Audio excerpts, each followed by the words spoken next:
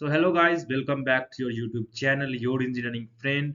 और ये है आपका लेक्चर नंबर 6। और आज के इस लेक्चर में हम लोग बहुत इंटरेस्टिंग टॉपिक को स्टार्ट करने जा रहे हैं। आज के इस लेक्चर से हम लोग जावा प्रोग्रामिंग लैंग्वेज के बारे में पढ़ना स्टार्ट करेंगे। और ये आपका यूनिट नंबर 3 का सिलेबस है। तो हर एक सिलेबस के जितने भी टॉपिक्स हैं मैं वन बाय वन करके जावा के रिलेटेड जितने भी टॉपिक्स हैं उसको क्लियर करूंगा हर एक लेक्चर में। सो चलिए आज के इस लेक्चर को स्टार्ट करते हैं आज के फर्स्ट टॉपिक से। आज के लेक्चर का फर्स्ट टॉपिक है fundamentals of Java programming languages. तो जैसा कि आप सभी लोग जानते होंगे, जावा एक ऑब्जेक्ट ओरिएंटेड प्रोग्रामिंग लैंग्वेज है जिसमें बेसिकली हम ऑब्जेक्ट जितने भी ऑब्जेक्ट है उसको यूज करके उसके प्रोग्राम को स्ट्रक्चर को डिफाइन करते हैं और उसमें कोई भी प्रोग्राम को लिखते हैं और उसे एग्जीक्यूट करके एक आउटपुट लेते हैं। वैसे ही जावा के कुछ फंडामेंटल्स हैं, लाइक बहुत सारे फीचर्स हैं, वैसे ही बहुत सारे एप्लीकेशंस हैं। तो मैं हर एक चीज के बारे में थोड़ा थोड़ा आपको बताऊंगा इस लेक्चर में। सबसे पहले हम टाइप्स ऑफ जावा एप्लीकेशन देखते हैं। तो types of Java application that means कि जावा प्रोग्रामिंग लैंग्वेज को यूज करके आप किस टाइप के एप्लीकेशन को बना सकते हो, किस टाइप के एप्लीकेशन को आप बिल्ड कर सकते हो जिसे आप रियल लाइफ में यूज कर पाते हो अभी। फर्स्ट है आपका stand alone application. Stand alone application एक ऐसा एप्लीकेशन होता है जिससे हम बहुत सारे GUI कंपोनेंट्स को यूज करके बनाते हैं। ये बेसिकली डेस्कटॉप एप्लीकेशन के लिए क्रिएट होता है। जैसा कि आपने देखा होगा एमएस वर्ड, पावर पॉइंट, तो ये सब क्या है, डेस्कटॉप एप्लीकेशन है। तो उसी टाइप के जब हमें कुछ डेस्कटॉप एप्लीकेशंस को क्रिएट करना है तो उसके लिए हम लोग जावा प्रोग्रामिंग लैंग्वेज को प्रेफर करते हैं।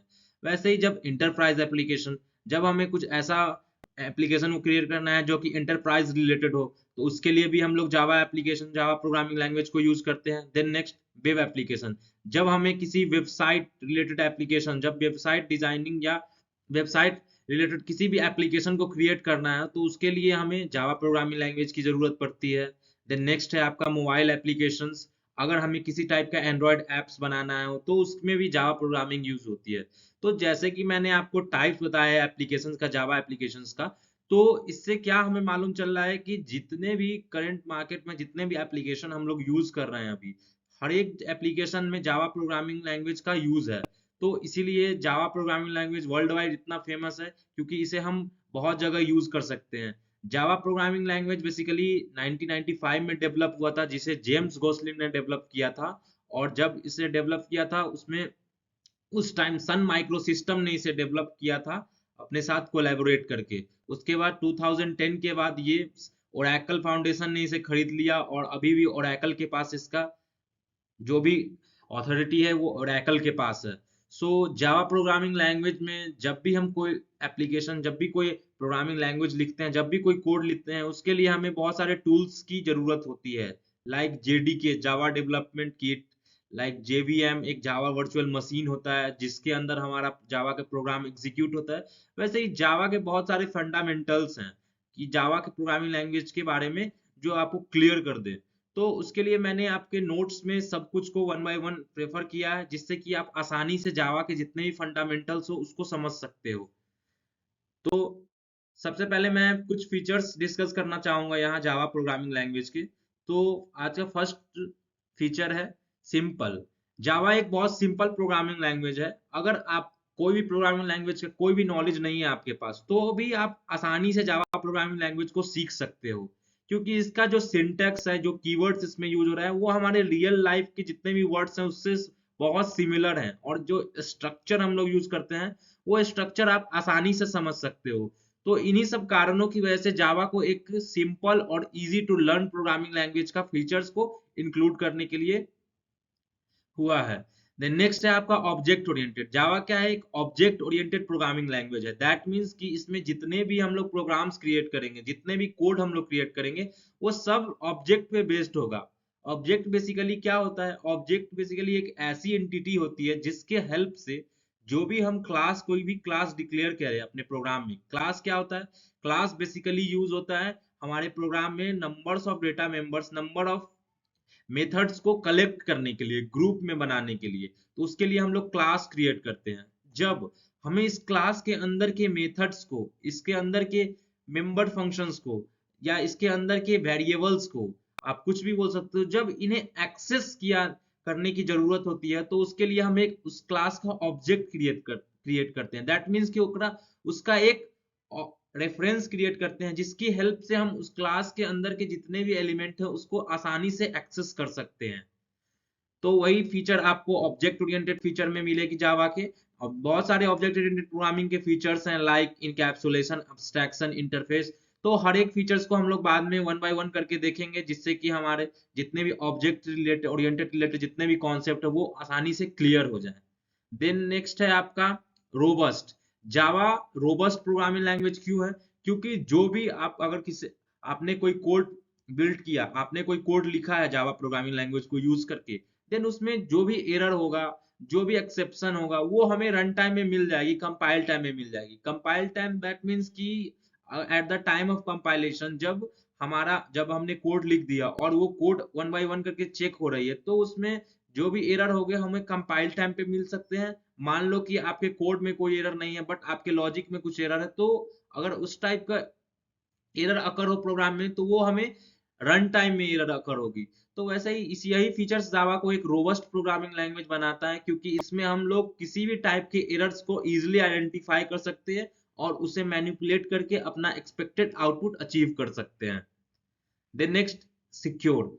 जैसा कि मैंने आपको पिछले लेक्चर्स में भी बताया था, जावा एक सिक्योर प्रोग्रामिंग लैंग्वेज है। दैट मीन्स कि जितने भी मार्केट में अभी मोस्ट ऑफ दी जो भी बैंकिंग रिलेटेड एप्लीकेशन है वो जावा को प्रेफर करते हैं, क्योंकि जावा बहुत सारे फीचर्स को इंक्लूड करता है, जो कि जावा में जितने भी कोड जो भी प्राइवेसी डेटा है उसको बहुत सेपरेट रखता है, बहुत सिक्योरिटी को कंसर्न में लेके वो अपना कोड को इस तरह से लिखता है जिसमें कि जितने भी एप्लीकेशन हम क्रिएट कर रहे हैं उसमें सिक्योरिटी को मोस्ट प्रोबेबली ध्यान में रखा जाए।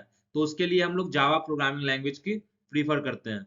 देन नेक्स्ट है आपका platform independent. Platform independent means कि जावा प्रोग्रामिंग लैंग्वेज, जब भी हम लोग जावा प्रोग्रामिंग लैंग्वेज लिखते हैं तो उसका एक बाइट कोड जनरेट होता है। बाइट कोड एक ऐसा कोड होता है जो कि बस सिस्टम को समझ में आता है।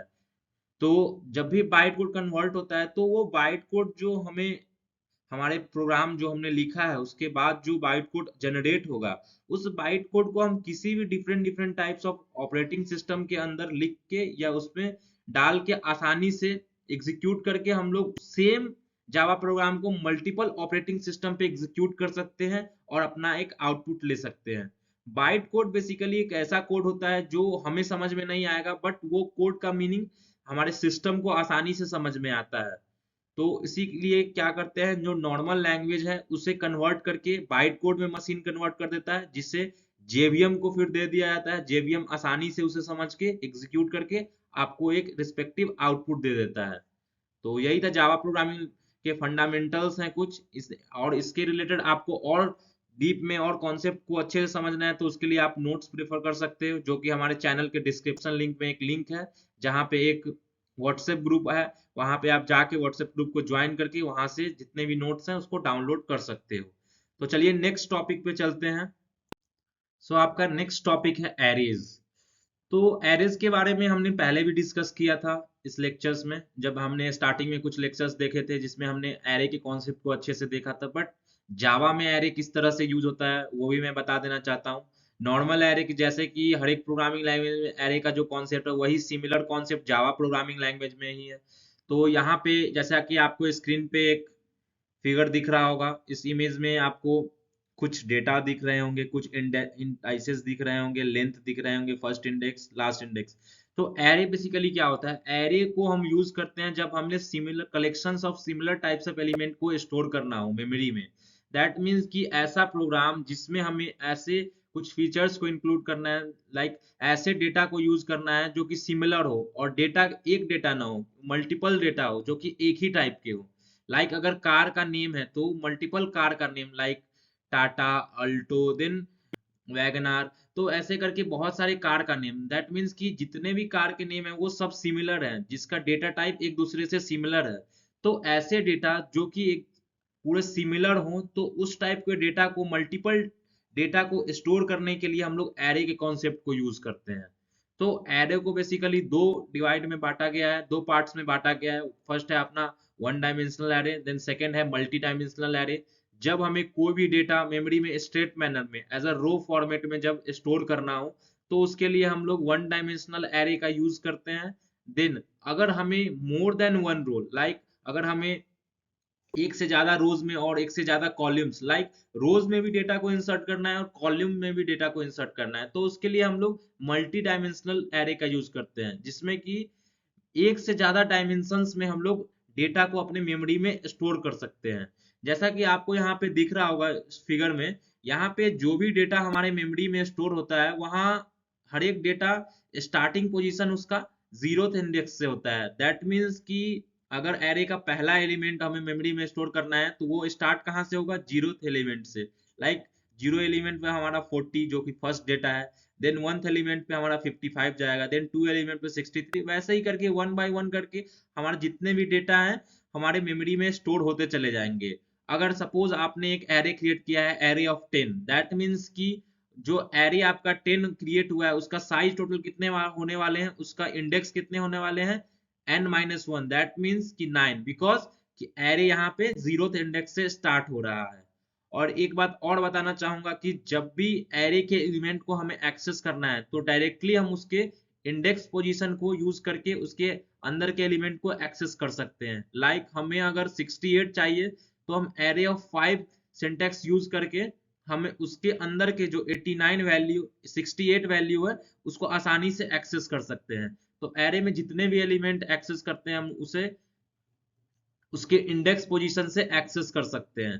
तो एरे के बारे में बस बेसिकली इतना ही है। जब भी हमें एरे क्रिएट करना होता है, तो हम लोग एक एरे नाम का वेरिएबल क्रिएट करते हैं और इंडाइसेस को यूज करके उसमें उसके इंडेक्स पोजीशन को स्पेसिफाई करते हैं, जिससे कि हमें पता चलता है हमें कितने डेटा टाइप, कितने डेटा को उस मेमोरी में उस एरे में स्टोर करना है। तो ये बस बेसिक एरे का यही कॉन्सेप्ट है, जो आपको नोट्स में और डीप में मिल जाएगा इसके बारे में एग्जांपल्स। तो वहां से जाके आप एक बार अच्छे से प्रेफर कर लो एग्जाम के लिए, और इसके बेस पे जो भी क्वेश्चन आएंगे आपके एग्जाम में वो आप आसानी से लिख सकते हो। देन नेक्स्ट टॉपिक है आपका, जैसा कि आपको स्क्रीन पे दिख रहा होगा, यहाँ पे मैंने एक वन डायमेंशनल एरे का एग्जांपल लिया है। इसमें मैंने क्या किया है, सबसे पहले मैंने एक क्लास क्रिएट किया है मेन नाम का। देन उसके अंदर एक मेन फंक्शन है, और उसके अंदर एक हमने एरे क्रिएट किया है माई एरे नाम का, जिसमें हमने 4 एलिमेंट को स्कोर की 4 एलिमेंट को स्टोर किया है। देन इस 4 एलिमेंट को स्टोर करने के लिए यहाँ पे हमने किसी भी इंडाइसेस को मेंशन नहीं किया। दैट मीन्स कि अगर हमें मल्टीपल वैल्यूज को स्टोर करना है, बट हमें ये मालूम नहीं है कि हमारे कितने वैल्यू को हमें स्टोर करना है उस एरे में, तो हम लोग उसका इंडाइसेस नहीं देते हैं। दैट मीन्स अगर आपको बस 4 वैल्यू को ही अपने एरे में स्टोर करना है, तो अब तब हम उस टाइम यहाँ पे 4 स्पेसिफाई कर सकते थे एरे के इंडाइस में। बट यहाँ पे जब हमें मालूम नहीं हो कि कितने एलिमेंट्स हमारे एरे में स्टोर होने वाले हैं, तो डायरेक्टली हम उस एरे में बिना इंडाइसेस पोजीशन को देके आराम से उसमें किसी भी एलिमेंट को स्टोर कर सकते हैं। देन नेक्स्ट है आपका मल नाम का वेरिएबल, जिसमें हमने क्या किया, मल को 1 असाइन कर दिया है, और यहाँ पे हमने एक फॉर ईच लूप चला दिया, जिससे कि एरे के जितने एलिमेंट हो सबको 1 बाय 1 करके विजिट किया जाए। जैसे आपने देखा ही होगा इटरेटिव स्टेटमेंट क्या होता है, जब हमें एक से ज्यादा स्टेटमेंट को यूज करना होता है, तो उसके लिए हम लूप का कॉन्सेप्ट यूज करते हैं। तो सिमिलर कॉन्सेप्ट यहाँ भी यूज हुआ है। यहाँ हमने फॉर ईच लूप का यूज किया है, जिसमें हमने जितने भी एलिमेंट एरे में है उसको आई को असाइन कर दिया, और हर एक एलिमेंट को डायरेक्टली मल्ट के साथ मल्टीप्लाई करके प्रिंट कर दिया। देन नेक्स्ट है आपका मल्टी डायमेंशनल एरे। जैसा कि आपको स्क्रीन पे दिख रहा होगा, यहाँ पे हमने एक ऐसा एरे क्रिएट किया है जिसमें हमने रोज के पोजीशन को भी और कॉलम्स के पोजीशन को भी स्पेसिफाई किया है, और हर एक रो के और कॉलम के पोजीशन को यूज करके उस पोजीशन पे हम लोग डेटा को स्टोर करते जा रहे हैं मेमोरी में। तो यहाँ पे आप लोग देख सकते हो, यहाँ पे इस एग्जांपल में कि रोज हमारा 6 है और कॉलम्स 5 है। दैट मीन्स कि 5 रोज का एक 5 रोज का एक टेबल बनेगा, जिसमें 5 रोज होंगे और 5 कॉलम्स होंगे, और डेटा हर एक रोज हर एक कॉलम्स में हमारा डेटा स्टोर होते चला जाएगा। उसके लिए हमें नेस्टेड लूप यूज करना होता है। सो फर्स्ट लूप है जो हमारे जितने भी रोज हैं उसको थ्रो आउट करता है, उसको ट्रेवर्स करता है। देन नेक्स्ट लूप जो आपका जे लूप चल रहा है यहाँ पे, वो क्या करता है, जितने भी इंटरनल जो भी हमारे कॉलम्स के डेटा है उसको विजिट करता है। देन यहाँ पे 2 लूप्स की हेल्प से हम लोग किसी भी मल्टी डायमेंशनल एरे के जितने भी एलिमेंट है सबको ट्रैवर्स और सबको आसानी से विजिट कर सकते हैं। तो एरे में बस इतना ही था। तो चलिए आज नेक्स्ट टॉपिक पे चलते हैं। आज का नेक्स्ट टॉपिक है स्ट्रिंग हैंडलिंग। जैसा कि मैंने पहले भी आपको स्ट्रिंग हैंडलिंग के बारे में बताया है। स्ट्रिंग बेसिकली होता क्या है, जब हम लोग मल्टीपल कैरेक्टर्स को कलेक्ट करते हैं एक साथ तो वो क्या है, एक स्ट्रिंग में फॉर्म हो जाता है। That means in normal life जब हम लोग number of alphabetic letters like ABCD सबको एक साथ कंबाइन करते हैं तो वो एक वर्ड में फॉर्म होता है। वैसे ही जब हमें प्रोग्रामिंग लैंग्वेज में जब हम उसी वर्ड को उसी लेटर्स को जब हम लोग मल्टीपल लेटर्स को कंबाइन करते हैं तो देन वो एक स्ट्रिंग में फॉर्म हो जाता है। और जो लेटर्स मल्टीपल लेटर्स हम लोग यूज कर रहे हैं उसे हम लोग कैरेक्टर बोलते हैं। तो स्ट्रिंग का बेसिक यही डेफिनेशन है कि string is a collections of character. जैसा कि आपको दिख रहा है स्क्रीन पे उसका डेफिनेशन दिया गया है। स्ट्रिंग बेसिकली होता क्या है, स्ट्रिंग बेसिकली हमारा नाम जो भी हमने मान लो कि मेरा नाम शिवम है तो SHIVAM ये क्या है कि 5 कैरेक्टर को यूज करके एक स्ट्रिंग कंबाइन, इस पांचों कैरेक्टर को कंबाइन करके एक स्ट्रिंग फॉर्म हुआ है। तो स्ट्रिंग बेसिकली वही होता है जो हम लोग मल्टीपल कैरेक्टर्स को कंबाइन करके फॉर्म करते हैं। देन जावा में बहुत सारे स्ट्रिंग रिलेटेड मेथड्स हैं जिसको यूज करके हम लोग जो भी स्ट्रिंग के साथ ऑपरेशन परफॉर्म करना है उसे कर सकते हैं। अगर हमें जानना है कि जो स्ट्रिंग हम प्रोग्रामिंग में यूज कर रहे हैं तो उसका लेंथ कितना है, दैट मीन्स वो कितने कैरेक्टर्स को यूज कर रहा है, देन उसके लिए हम लोग लेंथ फंक्शन यूज कर रहे हैं। अगर हम मान लो कि हमने 2 स्ट्रिंग अपने प्रोग्राम में ले लिया, अगर दोनों को बीच में कंपैरिजन चेक करना है देन उसके लिए कंपेयर टू ले लेते हैं। तो देन नेक्स्ट अगर मान लो कोई स्ट्रिंग आपने लिया हेलो, वो सभी स्मॉल लेटर में है तो उसे आपको कैपिटल लेटर में कन्वर्ट करना है तो उसके लिए एक फंक्शन है टू अपर केस। अगर लोअर केस में कन्वर्ट करना है तो उसके लिए अलग मेथड है टू लोअर केस। तो वैसे ही बहुत सारे स्ट्रिंग रिलेटेड मेथड्स हमारे जावा प्रोग्रामिंग लैंग्वेज में अवेलेबल है जिसको हम यूज करके आसानी से किसी भी टाइप का ऑपरेशन अपने स्ट्रिंग के साथ परफॉर्म कर सकते हैं। वैसे ही कुछ मेथड्स मैंने इस पीपीटी में इस स्लाइड में मेंशन किया होगा जो आपको इस स्क्रीन पे दिख रहे होंगे। यहाँ पे फर्स्ट मेथड है कैरेट जो कि हमें बताता है कि जो कैरेट के अंदर जो इंडेक्स पोजीशन है इंटीजर इंडेक्स, इसके अंदर जो भी इंडेक्स पोजीशन हम लोग स्पेसिफाई करेंगे उस इंडेक्स पोजीशन पे जो भी कैरेक्टर होगा उस स्ट्रिंग में वो हमको रिटर्न हो जाएगा और हमें आउटपुट में वो कैरेक्टर मिल जाएगा।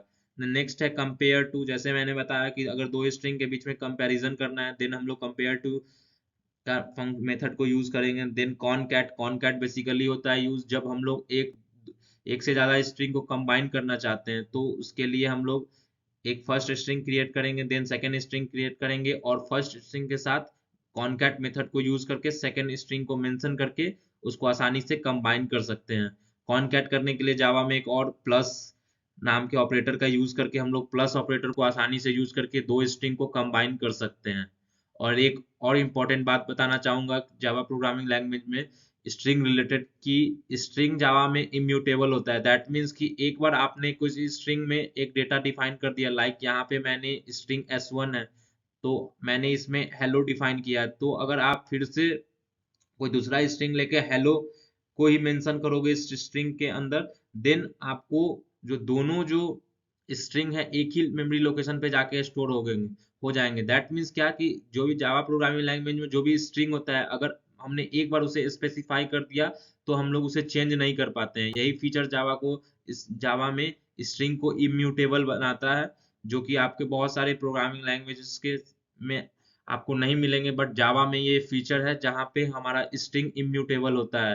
तो ये बहुत इंटरेस्टिंग और बहुत अच्छी टॉपिक है जो आपको हमेशा याद रखने हैं क्योंकि ये टॉपिक हमेशा इंटरव्यूज में और हमारे जो भी जावा प्रोग्रामिंग रिलेटेड क्वेश्चन पूछते हैं उसमें ये क्वेश्चन आ जाता है कि जावा में स्ट्रिंग क्यों इम्यूटेबल है। क्योंकि हम इसे चेंज नहीं कर सकते। एक बार हमने उस स्ट्रिंग को डिफाइन कर दिया देन हम उसे आसानी से उसे हम चेंज कर ही नहीं सकते, आसानी से भी नहीं, उसे हम चेंज कर ही नहीं सकते।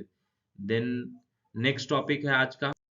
गाइज आज के इस लेक्चर में बस इतना ही था। आज हमने फंडामेंटल्स जावा का देखा, देन एरेज देखे, देन स्ट्रिंग देखे, इसके रिलेटेड जितने भी कॉन्सेप्ट हो वो मैंने आपको आसानी से सभी कॉन्सेप्ट को समझा दिया है। और इसके रिलेटेड आपको और डीप में जानना है तो उसके लिए आप हमारे नोट्स को रेफर कर सकते हो जो कि इस चैनल के डिस्क्रिप्शन में मिल जाएगी आपको। और लास्ट में जाते जाते एक बात और बोलना चाहूंगा कि अगर आपने अभी तक हमारे चैनल जोड़ इंजीनियरिंग फ्रेंड को सब्सक्राइब नहीं किया है तो अभी जाके सब्सक्राइब करें और बेल आइकन को जरूर प्रेस करें, जिससे कि हमारे चैनल पे जो भी लेक्चर्स अपलोड हो उसके नोटिफिकेशन आप तक सबसे पहले पहुंच सके। So thank you for watching this video. Bye, take care.